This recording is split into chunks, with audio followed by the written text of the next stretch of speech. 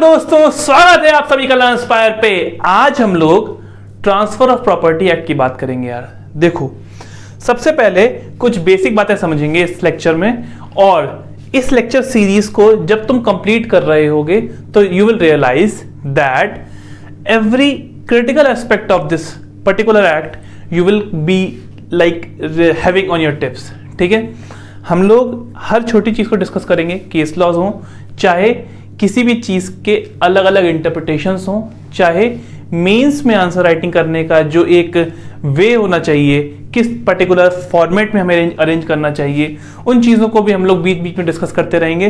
तो throughout this lecture series of transfer of property act you will realise कि ये जो so called difficult act है ना दोस्त, इसको हम लोग छोटे छोटे पार्ट्स में तोड़ के इतना इजी कर लेंगे ना कि तुम एक कहानी की तरह समझ जाओगे।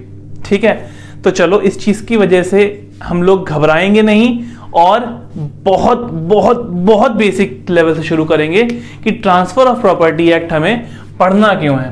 दोस्त, जैसा कि हम लोग देख रहे हैं ट्रांसफर, तो किसी भी चीज की, किसी भी प्रॉपर्टी को, अगर जैसे फॉर एग्जांपल तुम्हारे पिताजी के पास एक्स प्रॉपर्टी है, ठीक है, अब उस एक्स प्रॉपर्टी की अगर तुम फॉर एग्जांपल कहते हो कि वैल्यू 50 लाख है, ठीक है, 50 लाख है।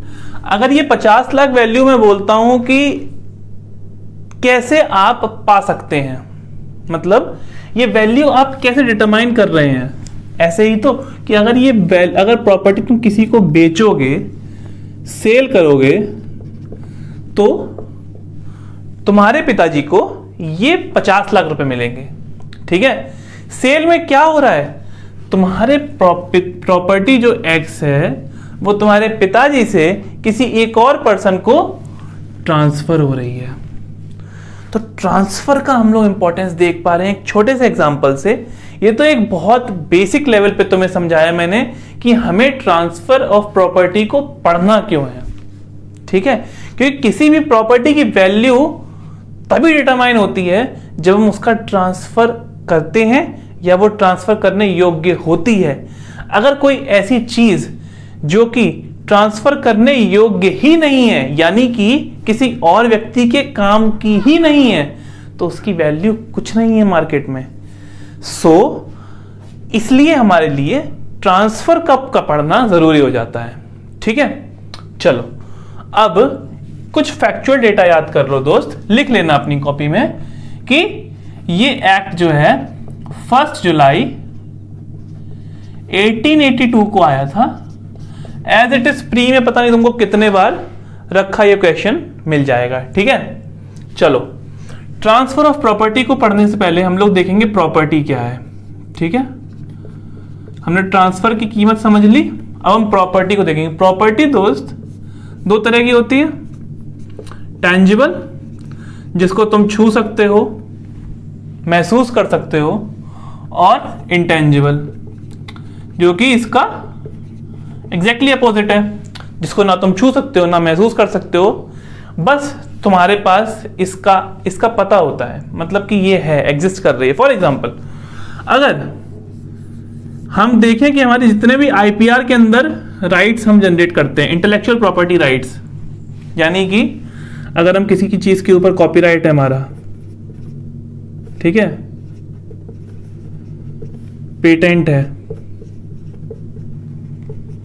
एसेक्ट्रा एसेक्ट्रा, ये सब चीजें जो है हमारी, ये क्या है, ये बंदे की प्रॉपर्टी की तरह ही देखी जाती है आज की तारीख में, लेकिन इनको हम छू और देख नहीं सकते। ठीक है, टेंजिबल प्रॉपर्टी के अंदर दो तरह की प्रॉपर्टी आती हैं, मूवेबल और इमूवेबल। ठीक है, ठीक है, अब हम लोग जो है मेनली इस एक्ट के अंदर, मेनली मैं कह रहा हूं, मेरे वर्ड्स को बहुत ध्यान से सुनना, मैं ये नहीं कह रहा हूं कि एंटायरली, बट मेनली हम लोग इमूवेबल प्रॉपर्टीज के बारे में देख रहे होंगे। ठीक है, क्योंकि मूवेबल प्रॉपर्टीज के लिए हमारे पास और लॉज भी अवेलेबल हैं, जैसे कि सोगा, क्या है ये, सेल्स ऑफ गुड्स एक्ट। ठीक है, अब हम लोग एक बहुत इंपॉर्टेंट चीज मतलब डिस्कस करेंगे कि क्या कि whether whether this law transfer of property act is exhaustive in nature. ठीक है, इस चीज को अपने नोट्स में नोट डाउन करते चलो साथ में, क्योंकि तुमको इससे अच्छे एक एनालिसिस कहीं नहीं मिलने वाला है दोस्त, कि एग्जॉस्टिव अगर हम बात करते हैं एग्जॉस्टिवनेस की, किसकी, ट्रांसफर ऑफ प्रॉपर्टी एक्ट की, यानी कि टीपीए की अगर हम एग्जॉस्टिवनेस की बात करते हैं तो हम 5 पॉइंट्स को याद रखेंगे। क्या? पहला, एज इट इज बनाओ मेरे साथ, एक्ट ऑफ पार्टीज। ठीक है, अभी जस्ट लिखते जाओ, कुछ नहीं करना है। दूसरा point, use of word consolidate.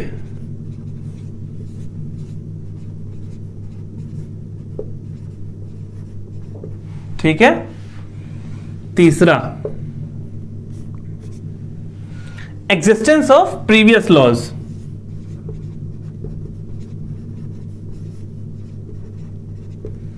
which are not repealed।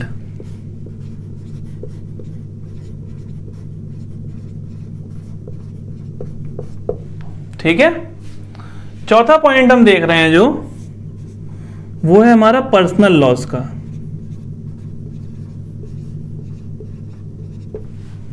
और पांचवा पॉइंट जो बहुत इंपॉर्टेंट हो जा रहा है, उसके बारे में तो मैं बता चुका हूं कि मूवेबल प्रॉपर्टीज की भी हम बात एंटायरली यहां नहीं कर रहे होते हैं। ठीक है, चलो एक एक करके समझने की कोशिश करते हैं कि क्या चक्कर चल रहा है। एक्ट ऑफ पार्टीज, ये बहुत इंपॉर्टेंट कॉन्सेप्ट है। देखो यार, पहला कॉन्सेप्ट मैं उठा रहा हूं तुम्हारे लिए, एक्ट ऑफ पार्टीज, और इसको मैं तुम्हें बताता हूं कि क्या चक्कर है यहां पे। इंटर वाइवोज एक टर्म ऐसा है, इसको तुम याद कर लो, इंटर वाइवोज। ठीक है, इंटर मतलब होता है बिटवीन, वाइवोज मतलब होता है लिविंग पार्टीज। ठीक है,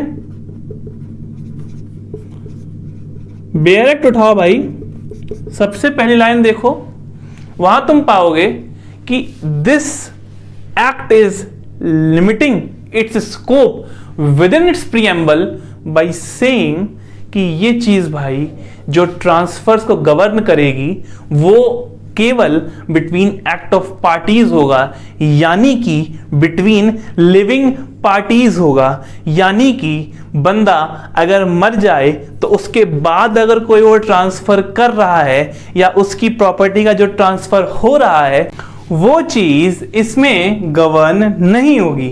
यानी कि हम देख पा रहे हैं कि पूरी चीजें ट्रांसफर ऑफ प्रॉपर्टी एक्ट नहीं पकड़ पा रहा है। देखो, यानी कि ट्रांसफर अगर हम इस सब से कंक्लूड करें तो दो तरह का हो रहा है। पहला, इंटर वाइवोज, यानी कि between living parties.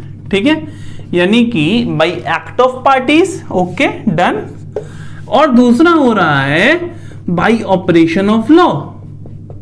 Operation of law यानी कि या तो आप काम खुद करें या आपसे काम करवा लिया जाए।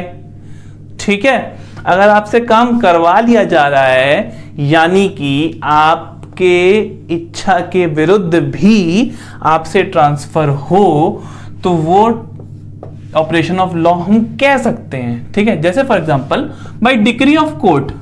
ठीक है, अगर कोर्ट ने आदेश पास कर दिया कि किसी पर्टिकुलर प्रॉपर्टी को इस बंदे से इस बंदे को ट्रांसफर करो तो वो ऑपरेशन ऑफ लॉ में आ जाएगा। ठीक है, या फिर सक्सेशन की अगर हम बात कर लें जो कि हिंदू सक्सेशन एक्ट गवर्न करता है। ठीक है, या फिर हम अगर विल से किसी ट्रांसफर की बात करें जो कि अगर बंदा मर गया है और वो लिख के चला गया है कि या 50 लाख की ये प्रॉपर्टी पहुंच जाए इस बंदे के पास, पहुंच जाएगी दोस्त, वो मर गया है फिर भी पहुंच जाएगी। तो हम देख पा रहे हैं कि ये ट्रांसफर्स हमारा टीपीए गवर्न नहीं करता है बिकॉज प्रीएम्बल स्पेसिफिकली हमारा रिस्ट्रिक्ट कर दे रहा है इंटर वाइवोज यानी कि बाय एक्ट ऑफ पार्टीज को लेकर। सेकेंड पॉइंट की अगर हम बात कर रहे हैं दोस्त तो कंसोलिडेट वर्ड का एब्सेंस जो कि प्रीएम्बल में हमें दिख रहा है, यानी कि अगर तुम ध्यान से पढ़ो, उठाओ बेयर एक्ट मेरे कहने से, ध्यान से पढ़ो, वहां लिखा हुआ है डिफाइन और अमेंड करने के लिए। अगर डिफाइन और अमेंड कर रहे हो लेकिन कंसोलिडेट नहीं कर रहे हो, यानी कि सारे लॉज का अपने अंदर समावेश नहीं कर पा रहे हो, और अपने आप को फिर कहां से एग्जॉस्टिव कह सकते हो दोस्तों?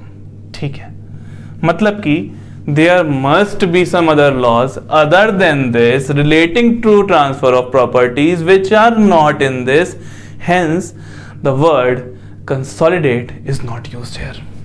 ठीक है, क्लियर हो रहा है? previous laws not repeat. देखो इसको एग्जैक्टली समझो, सेक्शन 2A निकालो दोस्त, सेविंग क्लॉज है, यानी कि इस एक्ट का असर कहां कहां नहीं हो रहा है, एक तरह से तुमको ये बता रहा है।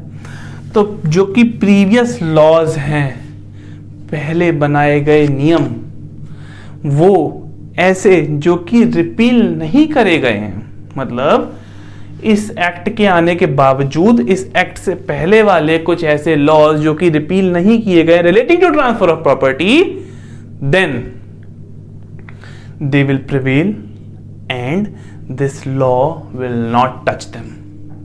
ठीक है, तो हम देख पा रहे हैं इसकी वजह से भी अगर ये एप्लीकेबल है तो ऑब्वियसली हमारा टीपीए एग्जॉस्टिव नहीं हुआ।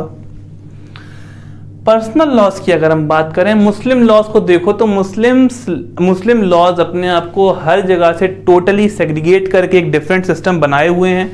अच्छे से मुस्लिम लॉ पढ़ोगे तो तुम्हें आइडिया होगा इस चीज का, और नहीं हो रहा है तो मेरी बात मानो और देखो जाकर कि मुस्लिम लॉ में इंटरवाइवोस यानी कि एक्ट ऑफ पार्टीज के थ्रू जो ट्रांसफर हो रहा है वो तुम्हारा मुस्लिम के पर्सनल लॉज के थ्रू गवर्न हो रहा है। हेंस हमारे टीपीए का जो एक तरह से प्रकोप है वो यहाँ पर नहीं पहुंच पा रहा है। इस वजह से हम कह सकते हैं कि यहाँ पे भी एग्जॉस्टिवनेस नहीं प्रूव हो पा रही है। और तो और मूवेबल प्रॉपर्टीज में अगर हम देखें तो ये चीज when you will study this entire act with me you will realise that many of the provisions of this act are only applicable to immovable properties, and movable properties का governance entirely यहाँ नहीं हो रहा है। जैसा कि मैंने तुम्हें बताया था कि सोगा जैसे एक्ट्स अलग से अवेलेबल हैं जो कि मूवेबल प्रॉपर्टीज को पूरी तरह देखते हैं, तो इसीलिए हम इन चीजों को यहां पे पूरी तरह गवर्न नहीं कर पा रहे हैं और एग्जॉस्टिवनेस अफेक्ट हो रही है। ठीक है, तो अगर तुम इन 4-5 चीजों को इस लेक्चर के थ्रू याद रख लेते हो तो मेरा पर्पस सक्सेसफुल हो रहा है दोस्त। अगर तुम एक डेट याद कर ले रहे हो, अगर तुम एक जनरल और स्पेशल लॉस का कॉन्सेप्ट याद कर ले रहे हो, अगर तुम ट्रांसफर देख ले रहे हो कि किस तरह से हो रहा है, ठीक है, अगर तुम ट्रांसफर देख ले रहे हो कि किस तरह से हो रहा है, किस तरह से होता है, अगर तुम टाइप्स ऑफ प्रॉपर्टीज भी देख पा रहे हो, और अगर तुम ये पांचों पॉइंट मेमोराइज करके इनके अंदर की थ्योरी जो मैं तुमको बोली उसको नोट डाउन करके अपने लिए एक अच्छा सा आंसर रेडी कर रहे हो, तो इस लेक्चर का पर्पस तुम्हारे सक्सेसफुल हो रहा है। और बिलीव मी दोस्त, लगता है हमें कि फ्री की बात मिल रही है, फ्री का सामान बट रहा है यूट्यूब पे, इसलिए वैल्यू नहीं है। बट अगर तुम इन 10, 12, 20, 25 लेक्चर जितने भी मैं तुम्हें बना के देता हूँ टीपीए कर लो, लिख लो, कायदे से जो बता रहा हूँ वो कर लो, you will realise this subject is like a cake walk for you. ठीक है, with this note let's take a goodbye for now. ठीक है, टेक केयर, बाय बाय।